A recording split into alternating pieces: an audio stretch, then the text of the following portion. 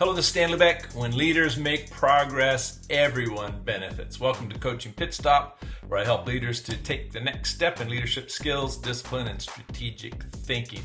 I agree with John Maxwell, who said, quote, "Everything rises or falls on leaders," unquote. Being a pastor for 47 years, working with well-meaning people, I've made some doozies of leadership blunders in my day, and I'm grateful for those who have extended grace to me as I learned to lead effectively.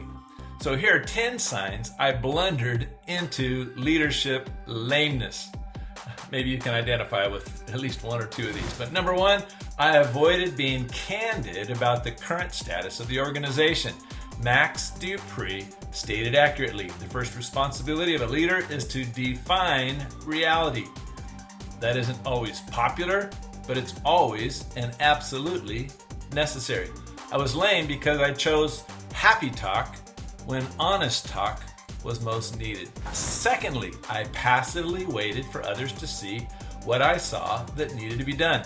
Passivity is the kiss of death for any organization. I needed to make the right decisions and initiate action whether or not others understood.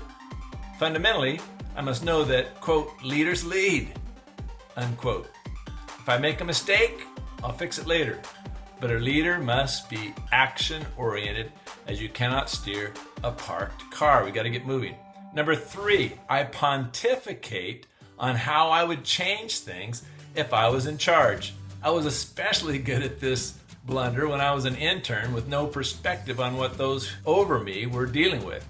I had to learn that it's uber lame to be an armchair quarterback. In our day, social media is full of opinionated blowhards who couldn't lead people out of a paper bag, but they think they know how to best run a professional football team. So quit pontificating and start acting in your own area of personal leadership. Number four, I procrastinated. Tomorrow won't make my decisions any easier, so I must make a decision and get moving. Number five, I'm immobilized by seeking consensus when next steps are clear. Leadership isn't a popularity contest. I cannot let the nitpickers immobilize me. Did I say lead by making a decision? I think that's a theme in this thing. Okay, blunder number six. I failed to, quote, own, unquote, the consequences of my decisions. Shame and blame is uber lame.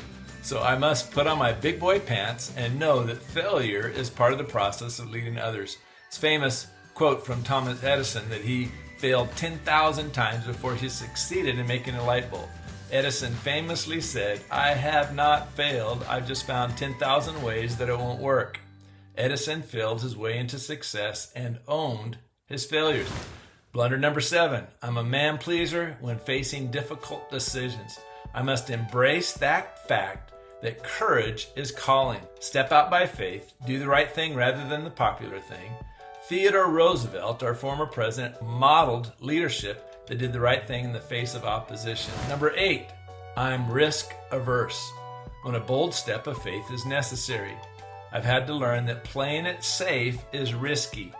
Jesus warned us against the error when he condemned burying a talent in the ground.